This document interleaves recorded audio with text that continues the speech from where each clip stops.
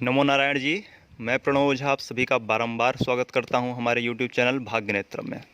तो यदि आप हमसे पहली बार जुड़ रहे हैं तो हमारे चैनल को सब्सक्राइब कीजिए और हमारे वीडियोस लगातार आपको मिलते रहें, इसके लिए आप बेल आइकन पर क्लिक कीजिए। तो आज हम बात करेंगे 21 जून 2020 को पड़ने वाले सूर्य ग्रहण की। जी हाँ, 21 जून 2020 को भारत समेत कई देशों में सूर्य ग्रहण लगेगा। यह सूर्य ग्रहण मिथुन राशि में लगेगा एवं उस वक्त सूर्यदेव दो नक्षत्रों में गोचर कर रहे होंगे। पहला नक्षत्र है मृगशिरा जो कि मंगल का नक्षत्र है, दूसरा नक्षत्र है आद्रा जो कि राहु का नक्षत्र है। तो जब यह ग्रहण का स्पर्श होगा, मतलब जब ग्रहण कार्य चालू होगा, तब सूर्यदेव मृगशिरा नक्षत्र में रहेंगे। फिर जब ग्रहण का मोक्ष होगा तब आद्रा नक्षत्र में रहेंगे। बात इस ग्रहण को बहुत ही विशेष बनाती है, उसकी चर्चा भी हम करेंगे। हम आपको बताते चलें कि यह ग्रहण कब लगेगा, इसकी टाइमिंग क्या होगी। तो आपको भारत में, मैं काशी के अनुसार बता रहा हूँ, अन्य शहरों में कुछ मिनट का अंतर हो जाता है।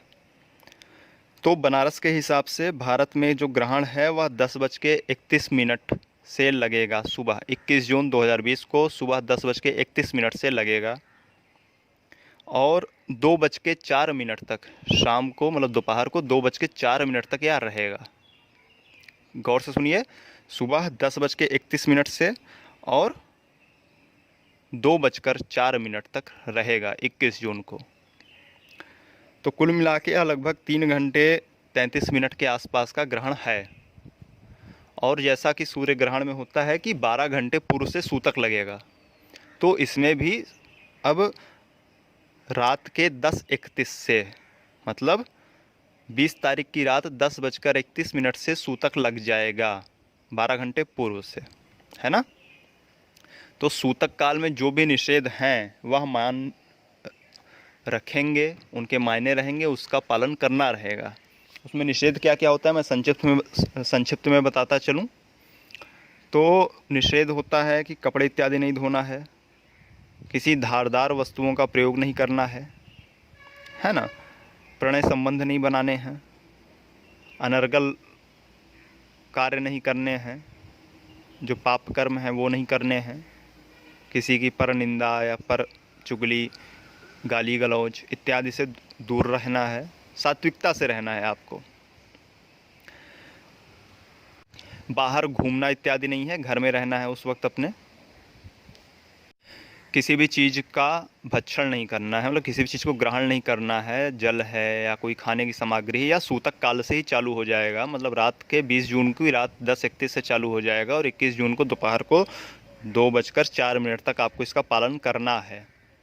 बालक, वृद्ध एवं रोगी को सारी छूट है, उनके लिए मनाही नहीं है। रोगी में गर्भवती महिलाएं भी आ जाती हैं। अब प्रेग्नेंट लेडी इसमें क्यों आती हैं? क्योंकि वह समय समय पर उनको चिकित्सक की आवश्यकता पड़ती रहती है, उस समय समय पर वो बीमार होती रहती हैं। तो उनको लिए विशेष सावधानी आपको बरतनी है। उनके लिए आपको क्या करना है कि रात में सूतक के समय ही, सूतक चालू होने मतलब 10:30 बजे के रात पहले ही क्या करना है, थोड़ा सा गेरू आप ला के रख लीजिएगा मार्केट से। लाल लाल होता है ना गेरू, गेरू ला कर रख लेंगे और गेरू को थोड़ा सा जल में, हमने एक कटोरी छोटे से जल में उसको भिगोया और गर्भवती महिला के पूरे पेट पर उसका लेपन कर दिया, नाभि सहित पूरे पेट पर। फिर वो सूख जाएगा तो दोबारा उसको चेक कर लीजिएगा, अगर कोई स्थान छूट गया है तो उसको गेरू का लेपन कर दीजिएगा, ठीक है। यह पूरा अगले दिन तक, जब तक ग्रहण का मोक्ष ना हो जाए तब तक यह रहेगा।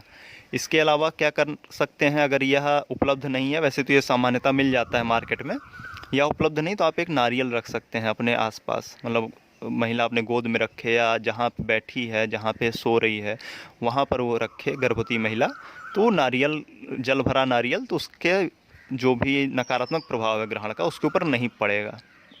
क्योंकि इस बार का ग्रहण बहुत ही खास है, इसमें कुछ अद्भुत चीज़ें हो रही हैं, इसलिए मैं विशेष रूप से सतर्क कर रहा हूँ। तो अगले दिन वह नारियल प्रवाहित कर सकते हैं या कहीं पेड़ पौधे के नीचे रख सकते हैं। ठीक है। जो पिछला ग्रहण पड़ा था सूर्य ग्रहण, वह 26 दिसंबर 2019 को पड़ा था, जो कि धनु राशि में था। और बताता चलूँ कि जब धनु राशि या मीन राशि में ग्रहण होता है तो प्राकृतिक घटनाएं थोड़ा ज़्यादा होती हैं, प्राकृतिक विपदाएं थोड़ा ज़्यादा आती हैं। उस समय भी लगभग 6 ग्रह साथ में थे सूर्य के, और तब ग्रहण पड़ा हुआ था।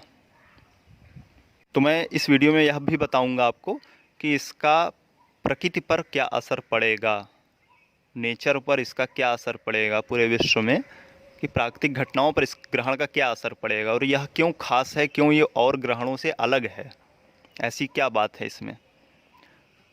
तो बताता चलूँ, इस ग्रहण को खंडग्रास ग्रहण भी कहते हैं, चूड़ामणि ग्रहण भी कहते हैं। चूड़ामणि क्यों कहते हैं? क्योंकि यह रविवार को पड़ रहा है, 21 जून को रविवार है। सोचिए, सूर्य का दिन है और सूर्य को ग्रहण लग रहा है। पहली तो यह एक विशेष बात। दूसरी विशेष बात क्या है? दूसरी बात यह है कि यह 2 नक्षत्रों में पड़ रहा है। जब भी कोई ग्रहण किन्हीं 2 तिथियों में पड़ता है या 2 नक्षत्रों में पड़ता है तो कुछ विशेष अशुभ होता है। महाभारत में भी आप पढ़ेंगे तो एक प्रसंग आता है कि जब युद्ध शुरू होने वाला है तो वेदव्यास जी पधारते हैं। उन्होंने भी उसमें भविष्यवाणी करते हुए कहा कि हे राजन, यह ग्रहण जो है यह 2 तिथियों पर पड़ रहा है, तो इसलिए विशेष विनाशकारी होगा। इस बार 2 तिथियों पर तो नहीं है, परंतु 2 नक्षत्रों में यह ग्रहण पड़ रहा है, मृगशिरा व आद्रा, इसलिए यह बहुत खास हो जाता है। तो पहला सूर्य का ग्रहण सूर्यवार को पड़ा, और दूसरा यह मंगल एवं राहु के नक्षत्रों में पड़ रहा है। मंगल राहु का स्वभाव तो आपको पता ही है। तीसरा, आपको पता हो कि 27 योग होते हैं। योग क्या है इसके लिए मैं बताता चलूँ। जो आप पंचांग कहते हो ना, पत्रा, तो पंचांग मतलब 5 अंग। 5 अंग कौन से हैं? तिथि, वार, नक्षत्र, योग और करण। तो इसमें जो 27 योग होते हैं उसमें भी यह 2 योगों पर पड़ रहा है। यह योग कौन से हैं? एक योग है गंड योग और एक योग है वृद्धि योग। तो जो गंड योग है उसके स्वामी अग्नि हैं और वृद्धि योग के स्वामी सूर्य हैं। तो आप सोचिए इसकी ग्रहण की खासियत। पहली खासियत कि सूर्य का ग्रहण और सूर्य के वार को पड़ रहा, मतलब रविवार को, संडे को। दूसरा क्या है कि मंगल और राहु के नक्षत्र पे, मतलब 2 नक्षत्रों पे पड़ रहा है। तीसरा क्या है? यह 2 योगों पर पड़ रहा है, और वो योग भी किसके हैं? एक अग्नि का है तो एक सूर्य का। मतलब अग्नि तत्व देखिए कितना प्रभावी है। इसके अलावा यह आषाढ़ मास में पड़ रहा है। इसका क्या मतलब है भाई? अरे जून में पड़ रहा है, जब तपती गर्मी रहती है, मतलब सूर्य अपने चरम पर रहते हैं, तब यह ग्रहण पड़ रहा है। यह भी इस ग्रहण को बहुत ही खास बना देता है। ये कितनी खास बातें हैं। मतलब सूर्य जब चरम पर है जून में, तब ग्रहण पड़ा, फिर सूर्य के वार को पड़ रहा है, फिर अग्नि तत्व के नक्षत्रों पर पड़ रहा है, उसके बाद फिर अग्नि तत्व के योगों पर पड़ रहा है। तो अग्नि तत्व की मात्रा बहुत ही बढ़ जा रही है। तो अग्नि तत्व की मात्रा बढ़ने पर होता क्या है? तब अग्नि तत्व बहुत सक्रिय हो जाता है। तो अग्नि तत्व से संबंधित घटनाएं बढ़ जाती हैं। वो घटनाएं क्या हैं? आगजनी है, लूट इत्यादि है, बम विस्फोट या अन्य प्रकार के विस्फोट हैं, ज्वालामुखी है, प्राकृतिक आपदाएं जो अचानक से आ जाएं, विस्फोटक, किन्हीं 2 देशों के बीच भयावह स्थिति उत्पन्न हो जाए, युद्ध की आशंकाएं हो जाएं या गृह युद्ध छिड़ जाए कहीं पर, अग्निकांड हो जाए, कुछ किसी प्रकार का उल्का पिंड संबंधी कोई घटना हो जाए, मतलब अंतरिक्ष में कुछ विस्फोट हो जाए, तो अग्नि तत्व और कहाँ ये मार करेगा? अब अग्नि का जल से बैर है तो यह जल को भी असंतुलित कर देगा। तो उससे क्या होगा? उससे यह होगा कि सूखा इत्यादि की संभावनाएं बढ़ जाए या फिर बहुत ज़्यादा बारिश आ जाए। मतलब जल तत्व को भी यह उलट पुलट कर देगा। एक और बात है जो इसे बड़ा ही खास बनाती है। अभी मैंने आपको 5 बातें गिनाई ना जो इसे बड़ा खास बना रही। एक छठी बात आप सुनो, एक सातवीं भी सुनाऊंगा। छठी बात यह है कि सूर्य ग्रहण जब पड़ रहा है तो सूर्य तो राहु के साथ फंसा ही फंसा है मिथुन राशि में, साथ में चंद्रमा भी है, साथ में बुध भी है। यह 4 ग्रह साथ में हैं। पिछली बार क्या था, 6 ग्रह साथ में थे, तो देखो कितना विनाश हुआ। अभी 4 ग्रह साथ में हैं, इसके साथ ही साथ 6 ग्रह वक्री हैं। 21 जून 2020 को जब यह ग्रहण पड़ रहा है तो 6 ग्रह वक्री हैं। कौन कौन से हैं?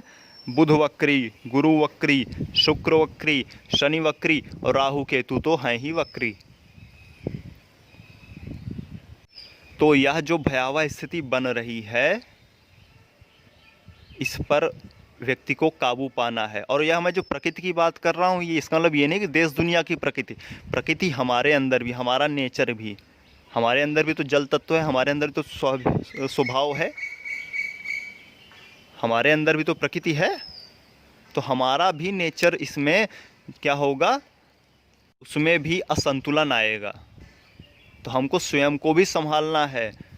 खास तौर पे जिनका सूर्य व चंद्र कमज़ोर है उनको विशेष तौर पर ध्यान देना है। उनको विशेष तौर पे जो भी निषेध है उनका पालन करना है। सूर्य चंद्र कमज़ोर होने के लक्षण का एक वीडियो पड़ा है, आप देख लीजिएगा तो आप जान जाइएगा कि किसका सूर्य एवं चंद्र कमज़ोर है, किसका सूर्य एवं चंद्र अच्छे फल नहीं दे रहा है। तो आपको सूर्य एवं चंद्र के मंत्रों का इसमें जाप करना है ग्रहण काल में, निश्चित तौर पर करिए। इसके लिए एक अलग से हम जल्दी वीडियो बनाएंगे कि कौन से राशि वालों को क्या करना चाहिए या किस राशि वालों पर क्या प्रभाव पड़ेगा। इसके अलावा मैं एक वीडियो बनाऊंगा कि इस पर भारत पर, कि भारतवर्ष पर इस ग्रहण का क्या प्रभाव पड़ेगा।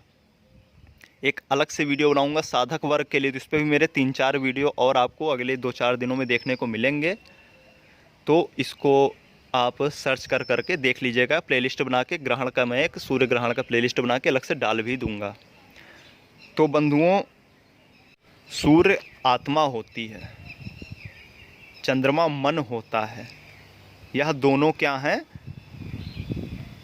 दोनों राहु के साथ फंसे हुए हैं, और राहु मिथुन में उच्च का, ठीक है। गुरु क्या है? जीव है। तो जीव किसके साथ फंसा है? जीव नीच का चल रहा है। ज्ञान का ग्रह जो है वह नीच का है। सूर्य आत्मा पीड़ित हैं। तो होगा क्या इसमें? सूर्य राजा, मतलब राज दरबार, मंत्री इत्यादि। तो ये क्या है? गुरु कौन है? साधु संत, बड़े तपस्वी लोग, है ना। इनके साथ आकस्मिक घटनाएं, इनमें हलचल, इनमें असंतुलन, यह भी आपको आगे वाले दिनों में देखने को मिलेगा। तो वीडियो बड़ा ना हो इसलिए हम इसको यहीं पे समाप्त करते हैं। तो आपको फिर से बता दूं, 21 जून 2020 को ग्रहण है, और बनारस के अनुसार सुबह 10:31 से और 2:04 तक है दोपहर को। तो सुबह 10:31 से शुरू है, तो उसके 12 घंटे पहले से, मतलब 20 तारीख की रात 10:31 से आपको ग्रहण लग जाएगा। क्या लग जाएगा? सूतक लग जाएगा, सूतक लग जाएगा। तो आपको निषेधों का पालन उस वक्त से करना होगा। गर्भवती महिलाएं खास ध्यान दें, बालक वृद्धि रोगी को सब छूट है, ठीक है। तो अब हमें अनुमति दें। हमारे अगले ग्रहण के वीडियोस पाने के लिए हमारे वीडियो चैनल को सब्सक्राइब कीजिए और बेल आइकन पर क्लिक कीजिए। तो खोज हमने किया है, आप सिर्फ अनुभव करें एवं आनंद को प्राप्त हो जाएं। लाइक करें, शेयर करें और सब्सक्राइब करके जुड़ जाएं। श्री राधे।